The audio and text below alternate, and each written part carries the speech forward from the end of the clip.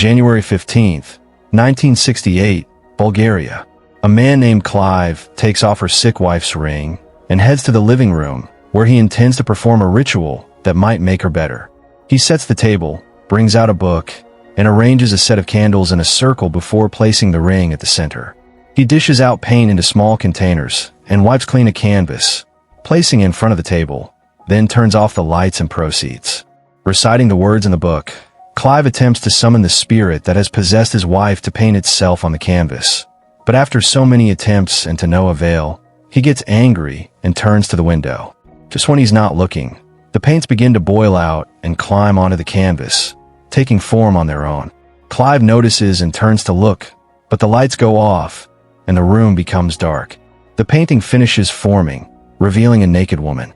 Clive lights a matchstick and throws it at the portrait in an attempt to set it on fire, but it comes to life and attacks him. The wife wakes up from a coma, only to see a possessed Clive sitting in a corner and laughing at her. The woman kills them both. 5 months later, we are introduced to the Esther family, consisting of parents Adam and Evelyn, along with their children Janice, Andrew, and Lucy. Evelyn happens to be Clive's wife's estranged cousin. Adam works hard as a carpenter, but despite his efforts, he struggles to provide for the family and keep up with the mounting bills. When stressed out, Adam would often turn to relieve himself with an erotic magazine he hides in a box. While making some fun paintings with Nelson, Lucy tells him that she feels Janice doesn't like her, but Andrew insists she does and claims she's just being hormonal. Nelson tells her that when Janice was at Lucy's age, they did build huge forts in the basement, which drove their parent nut. One day, someone rings the doorbell, and Evelyn goes to see who it is. Upon opening the door, a man dressed in a suit inquires to know whether she's Evelyn. She replies yes, and the man reveals that she's been named the executor of the Franco estate, a generational wealth Clive had inherited from his grandfather. When Adam returns home that evening, Evelyn breaks the news to him. Adam calls it a once-in-a-lifetime opportunity and talks about moving to the estate with the kids. Evelyn suggests they hold on, at least after Janice's softball camp, but Adam insists, and in less than a week, the family moves to their new home. They arrive at the estate and begin to catalog the property, with Evelyn assigning each person to different sections of the house. The walls of the mansion are full of eerie portraits of Victorian-era people, along with some other basic paintings. While working in his area, Nelson sees the portrait of the naked woman Clive had summoned earlier, still looking fresh, and he calls his mother's attention. He finds it strange, considering the fact that it was painted months ago. At that moment, Adam walks in, and Evelyn tells him that the painting looks salacious and wouldn't want Lucy seeing it, so she asks Nelson to move it up to the attic. That night, Adam clings to his wife for a fun moment, but Evelyn says she's tired and needs some rest. Bored, he goes to get the magazine from the car trunk. He heads to a dark room to satisfy himself with the seductive images, but stops when he hears a faint whisper and turns to look. He sees the naked woman through a glass door, standing in the next room. He walks closer and pushes the door open, but the woman disappears. However, he shrugs it off and walks away, thinking it's just his imagination. While unpacking her bag, Janice notices a painting that appears to show a barber holding scissors, hanging right above her bed. She tries to get rid of it, but finds that it's stuck, and she leaves it. At midnight, someone cuts her hair while she's asleep. She wakes up the following morning thinking it's Lucy, and she goes to fight her. Evelyn rushes in on hearing their voice and scolds the girls. She asks Lucy to apologize to Janice, but Lucy insists she's not the one. Evelyn then tells Janice to let go and that the hair will grow back, and Janice angrily walks away. While cleaning the house that morning, Evelyn notices that one of the portraits moves. She turns to look at it, but doesn't think much about it, also thinking it's her imagination. Just then, she hears Lucy laughing and playing around the house. She goes to check up on her and sees her run into the basement. However, she's surprised when she sees Lucy waving at her from outside, who then ran into the basement. She thinks. She becomes scared and at the same time curious to know who it is. Who's down there? She hears a faint laughter, which frightens and raises her curiosity all the more. She climbs down the basement and sees that a door to an old cupboard slams. She goes to check what it is, but fortunately for her, all she finds is the magazine. She confronts Adam, but he gaslights her and shifts the conversation to how his business is failing and can't provide for much longer. Evelyn falls for it since it's a more serious issue and calmly walks away. Over the bed that night, Evelyn tries talking to Adam about her experience in the basement, but Adam won't listen, so she just turns off the light and they sleep. While in the bathroom brushing her hair, Janice hears the snipping of scissors, and she checks the room, but finds no one. She then uses a blanket to cover the painting. She goes to bed, but her hair is cut again by an unknown hand. She wakes up and checks the passage, still thinking it's Lucy. She finds no one and is about to go back to bed when she notices a figure folds from behind the blanket she used to cover the painting. She quickly hides in the closet, only to find the barber had disappeared from the painting. Janice is terrified and screams for help when the barber grabs her from behind and continues cutting her hair. The rest of the family hears her voice and comes to the rescue, and the barber frees her and reappears in the portrait. Janice tells her parents what had happened, but they didn't believe her as they thought it was a nightmare. Janice insists she knows what she saw, so Adam decides to remove the portrait from the room and asks everyone to go back to bed. In his quarters, Adam washes his face in the bathroom when he hears a faint whisper. He thinks it's Evelyn, but becomes curious to know who it is when he notices Evelyn is fast asleep. Holding his closest possession, a lighter, he follows the voice and ends up in the attic. Something throws him a candle, and although he's scared, he picks it up and lights it, only to get knocked out and wake up the following morning. He notices the portrait of the naked woman and how her eyes are glowing in the dark. He binds the painting to the chair with a rope and leaves, hoping for the best. Evelyn has a dream of a woman demanding to be made one of the painted, and she wakes up to realize Adam is not in bed. At breakfast that morning, Adam and Evelyn tell the children that the furniture business is failing as buyers won't buy local anymore, and that money will be tight for them for a couple of weeks. On the second night, Adam is seen fondling his lighter. He stands up and heads to the attic, only to find the portrait missing. Evelyn wakes up to the footsteps of someone running in the house, and she follows him. She sees a little boy run into one of the portraits, and she's shocked. The boy comes out of the portrait and runs to the kitchen with Evelyn pursuing. Evelyn searches everywhere for him, but the boy pushes her down the basement, and she passes out.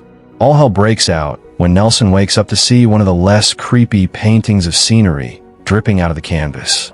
He collects it in his palm to investigate and moves closer, but his face gets consumed in the portrait. From the attic, Adam hears Nelson shouting, and he rushes to help. He pulls Nelson out, and just then, they realize their mom isn't with them, and they go to look for her. They find Evelyn in the basement, where she had fallen, and the family quickly does the smart thing by leaving the house that night. They drive all through the night and arrive at their former house the following morning and begin to clean it up, since they've been away for days. Janice apologizes to Lucy for falsely accusing her, and Lucy hugs her. Next, the couple decides to investigate why the portraits are haunted. Evelyn remembers that while on the property, she stumbled upon the manual that Clive used for the ritual that night. So, she goes to get it from the car, where she kept it.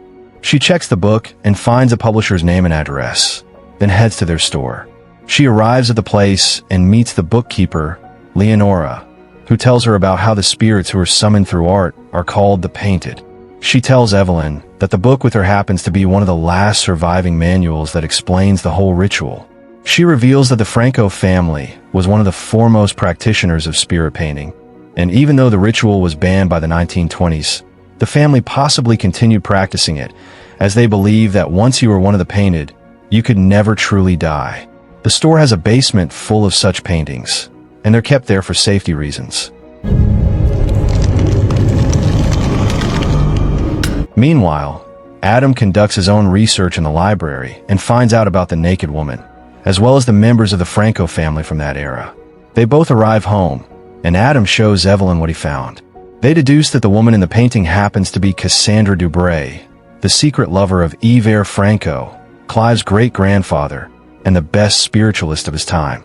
According to the story, Yver and Cassandra were supposed to marry in secret and run away, but Cassandra was diagnosed with a terminal illness before they could be together.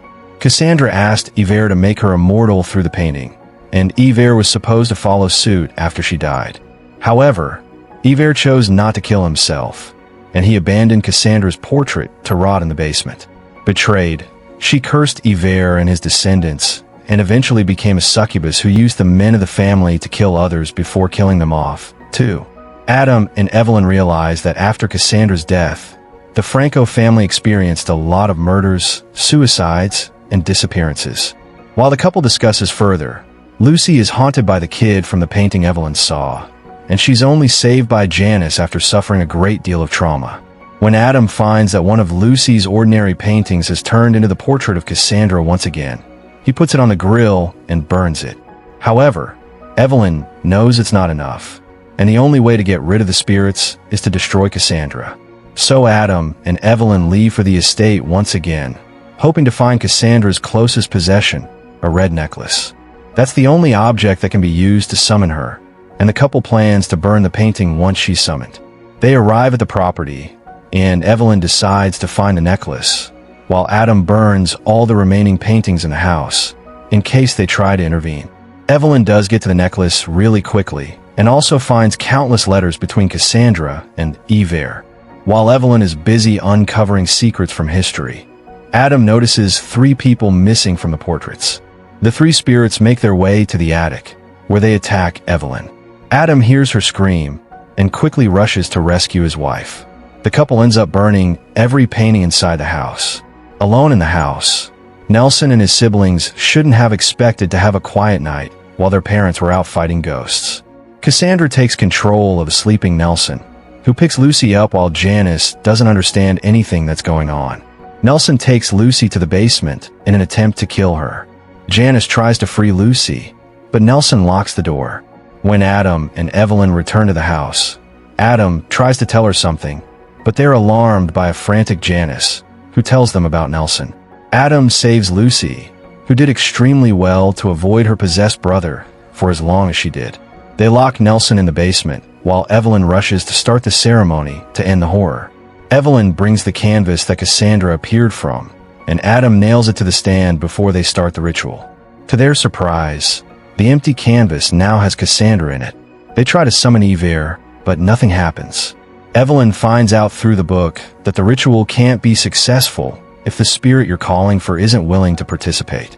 That is to say, consent goes a long way even on the other side.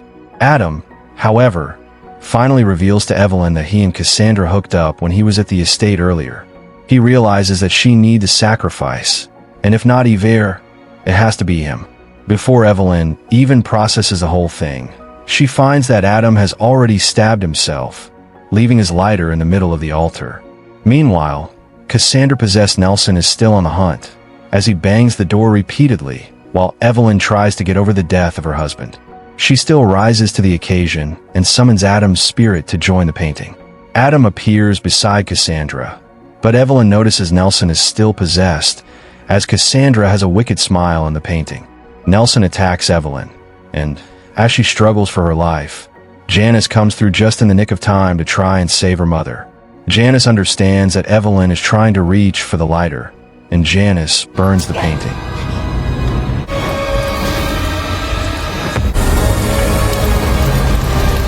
Cassandra disappears from the painting, and Adam stands there alone.